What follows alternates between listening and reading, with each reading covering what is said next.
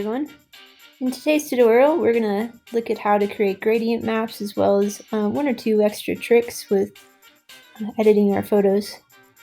So first off, let's go to our Google Classroom and click on Classwork. We're going to download a photo under Week 5 Gradient Map Practice. There you'll find a photo of a girl with glasses that we're going to use for practice.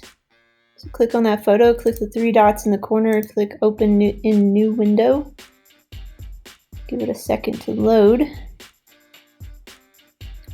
Once you open it in a new window, now you'll have the option to select Download up in the top right corner. So select Download and it should download right to your computer. Now we're ready to hop over to Photopea.com, which you can type into your web browser. You can drag and drop your photo into this scene, or you can just click Open from Computer and find the file on your laptop.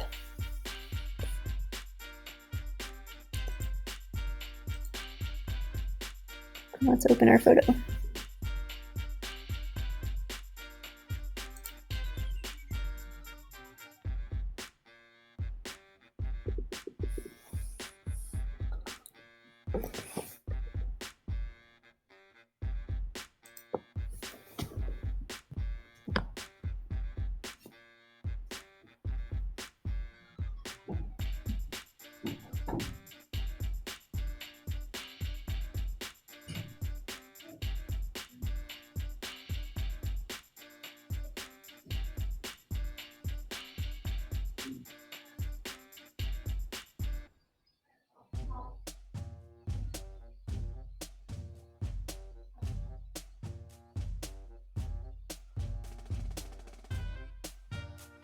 Okay, now that we have our photo opened inside of Photopea, let's get ready to edit. We're going to start by removing the background here. We're going to apply this photo to a shape through creating a mask, and then we're going to play around with gradient map tools. So first off, it's always good practice to go over to your layers, right click and hit duplicate layer so you have an extra copy in case you mess up, and then make sure to turn off one of those layers. By the way, you can rename these layers to something that makes more sense. So we can name this one Photo, for example, just by double clicking, typing, and hitting enter. And the background one is turned off. All right, let's hit Z on our keyboard for zoom. Let's get a little closer here. And we have several options for how do we want to select this girl's head. We're going to select her head and her kind of scarf here, and we're going to remove the background in the sky. So we could use quick select, the magic wand tool, the magnetic lasso tool, or one or two other tools. So I think today I'm going to try using the magnetic lasso. It seems to give me pretty consistent results. But just to remind you guys, if you want to try like the magic wand tool works best by holding down the shift key and like clicking in the background layers over and over, clicking like the sky and the fence area. And the more you click, the more you'll select, but you got to hold down the shift key the entire time you're doing this. So I'm holding down that shift and I'm clicking. Now, if I did select that, I've actually selected the background and I haven't selected the girl. So if I want to reverse and like select the girl instead of the background, I can always go up to the top and hit select inverse. And now the girl's selected instead of the background. But I don't really want to use that tool. It's a little bit too splotchy for me. So I'm going to hit Control D as in dog if I want to deselect. Control D is deselect. Control Z as in zebra is undo. Those are two of your best friends right there. All right, I'm going to go over to the left side menu and I'm going to look for the lasso tool, right click, and I'm going to select magnetic lasso. I like this one because it does a lot of the work for you, but you have a little bit more control over what's being selected. So I'm going to start up here next to her hair with the magnetic lasso selected, and I'm just going to click And as I go, you'll notice that it starts to create anchor points, right? And it starts to kind of adhere to the edge of her hair if I kind of move slowly. Now, if it starts to go a little crazy, I can always kind of move my mouse back. And also, I can create my own anchor points. So if I click, click, click, I can make my anchor points, or I can let it sort of automatically. Oopsie, it didn't want to do the glasses there, so I'm going to anchor. I can let it automatically grab the edges, or I can kind of help it. If it goes a little crazy and it does something weird, don't freak out too much, because we can always go back and fix some things. And with the magnetic lasso tool, I've got to work my way all the way along like the bottom edge down here, all the way around her head, till we get back to where we originally started. So I'm clicking because it gets a little crazy around there. For the most part, it does a pretty good job of grabbing edges by itself, but sometimes we got to help it.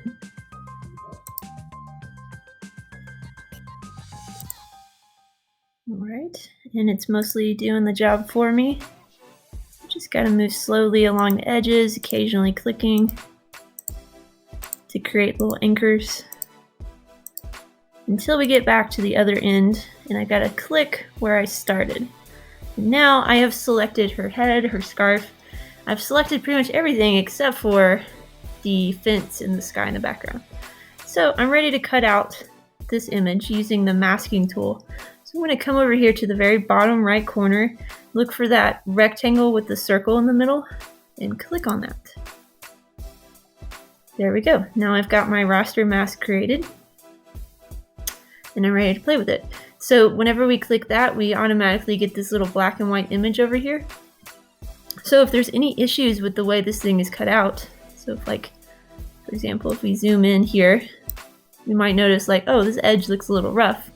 So remember, you can edit what you see here by drawing on the mask, this black and white shape here. So I can click on the mask, click on the brush tool, or hit B for brush.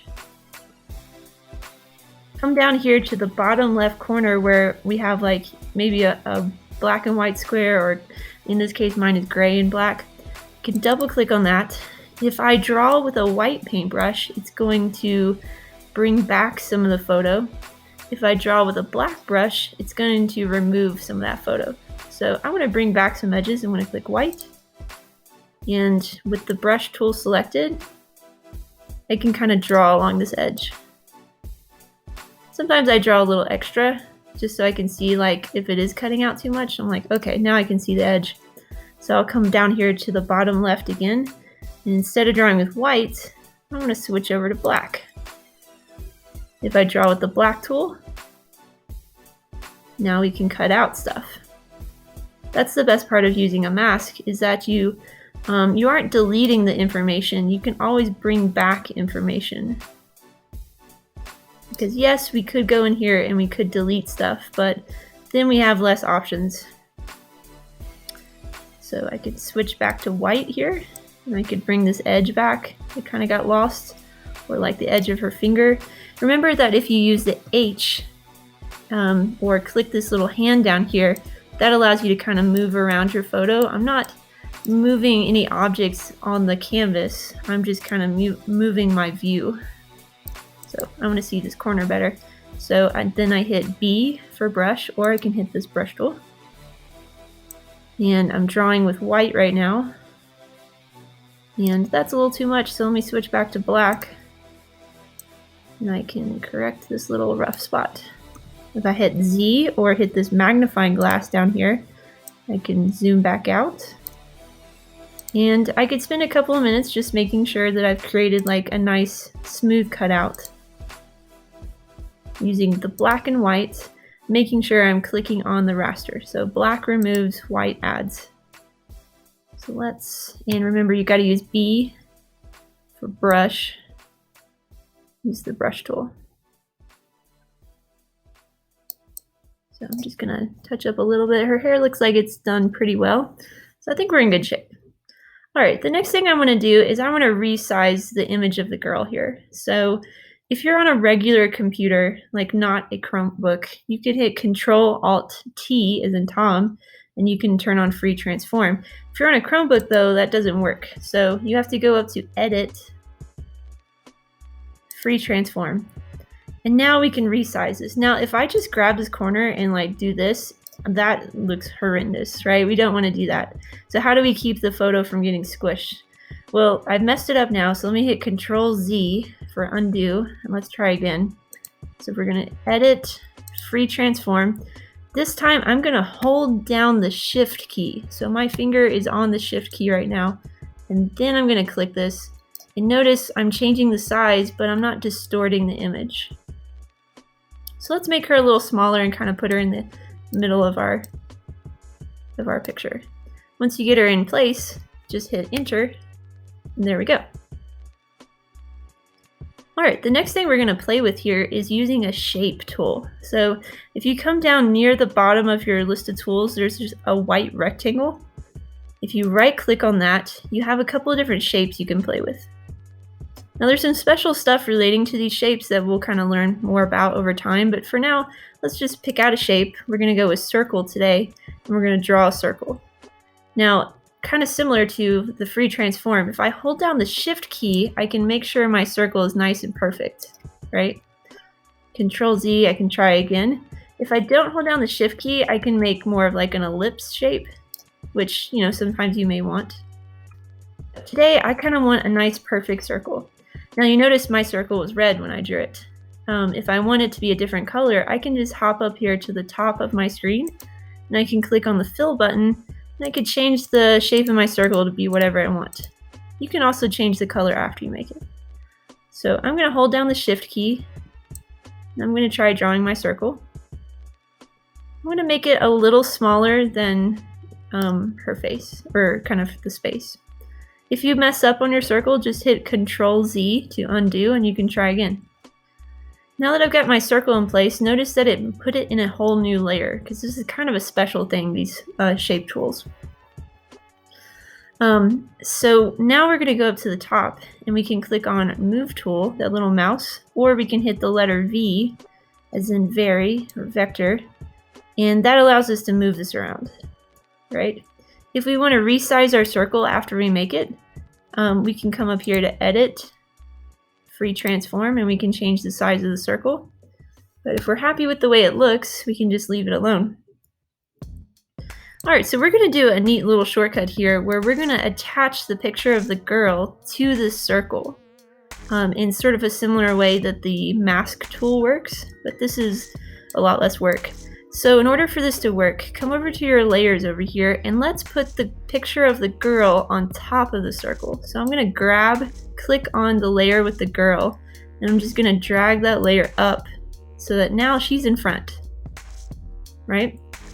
Now there's still bits of her that are kind of hanging over the edge of the circle, so I'm going to kind of crop those off, and it's really simple here. Now this works a little differently depending on if you're working on a Chromebook or if you're working on just a kind of a basic laptop. So I'm working on just a normal Windows laptop here. So I'm going to go over here, and I'm going to hold down the Alt key on my keyboard. And as long as the photo of the girl is on top of the shape, if I hold down Alt and I simply click the photo, it'll suddenly adhere to that circle. Now, if you're on a Chromebook, you're going to hold down Alt and click, and you'll see a menu pop up. When you see that menu, click on Clipping Mask. Clipping Mask, and it should do the same thing that mine just did. Now, the cool thing here is if we click on the girl and we hit the Move tool, or we hit the letter V, we can actually move her around, and you notice that she stays within the circle. So we can have however much or however little we want to show. We can also still make her larger or smaller using the free transform. I'm going to kind of do this so that the bottom edge is sort of cut off. You know, I can hit Control-Alt-T, and I can make her a little bigger if I want to. And then I want to hit enter. So there we go. We've made a kind of new version of the clipping mask. Our red circle is still a separate layer, so if we wanted to change the color of that circle, we could click on the circle, I believe we can click on shape.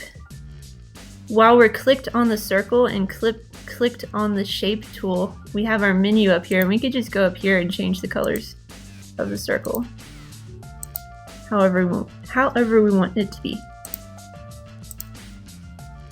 Oops. Control Z to do something you don't mean to.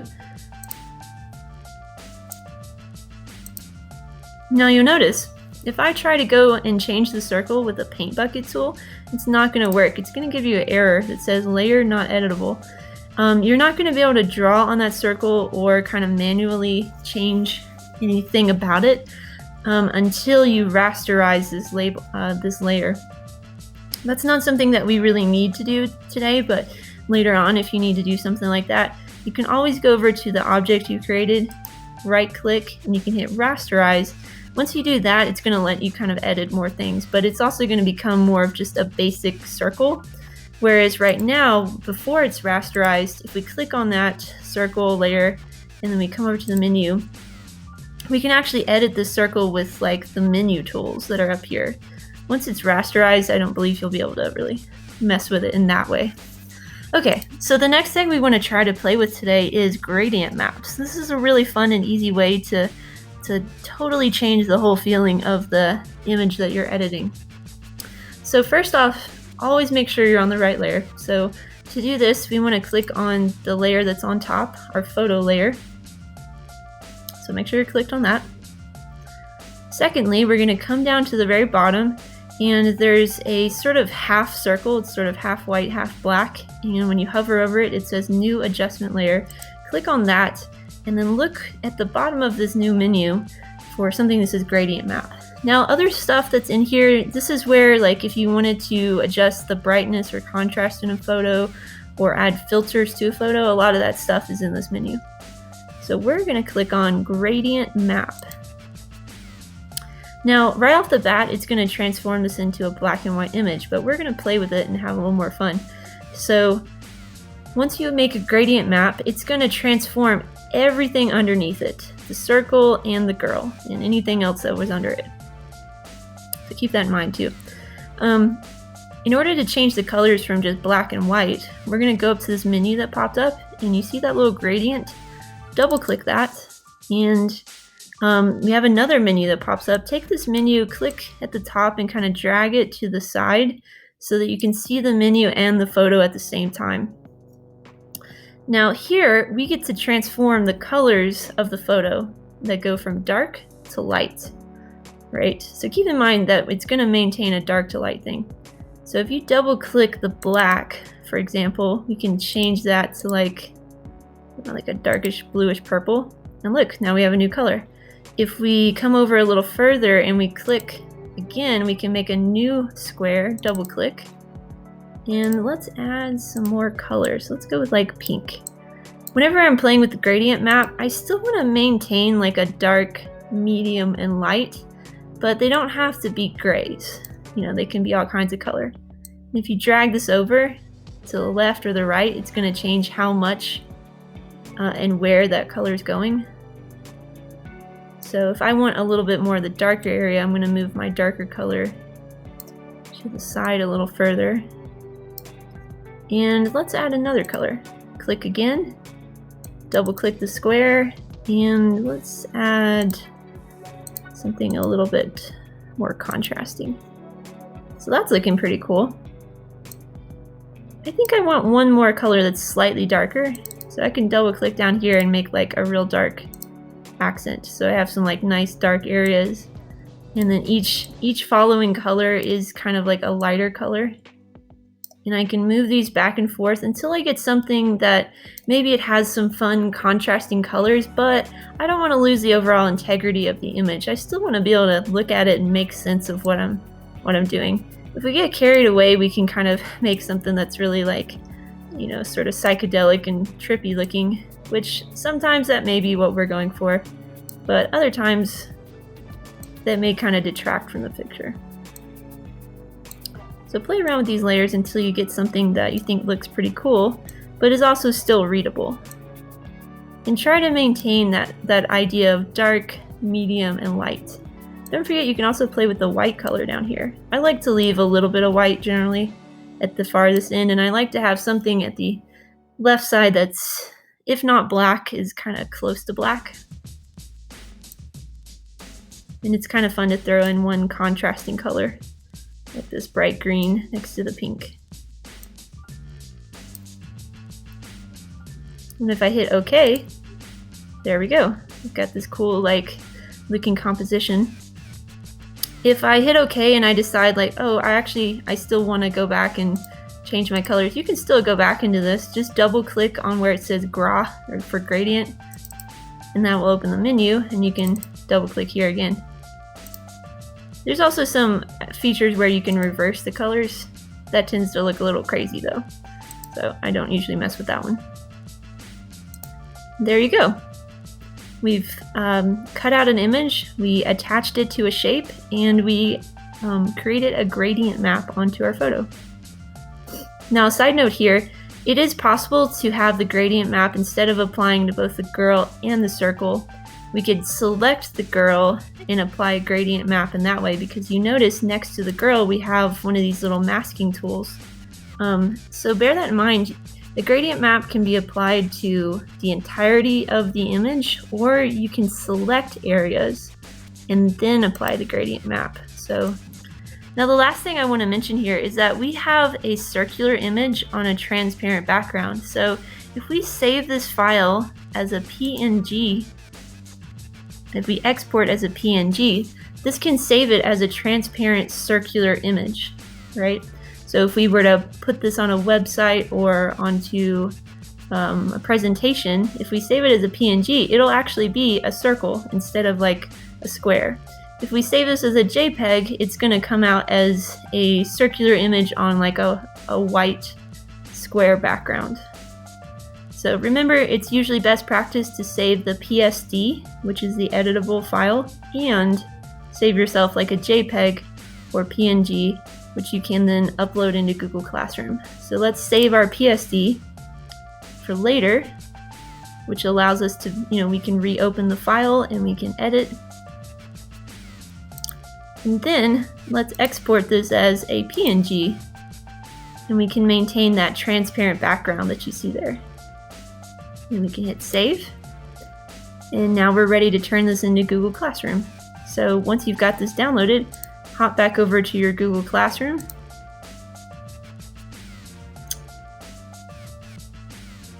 Go to week 5 gradient map practice photo and upload your finished photo right here for a grade.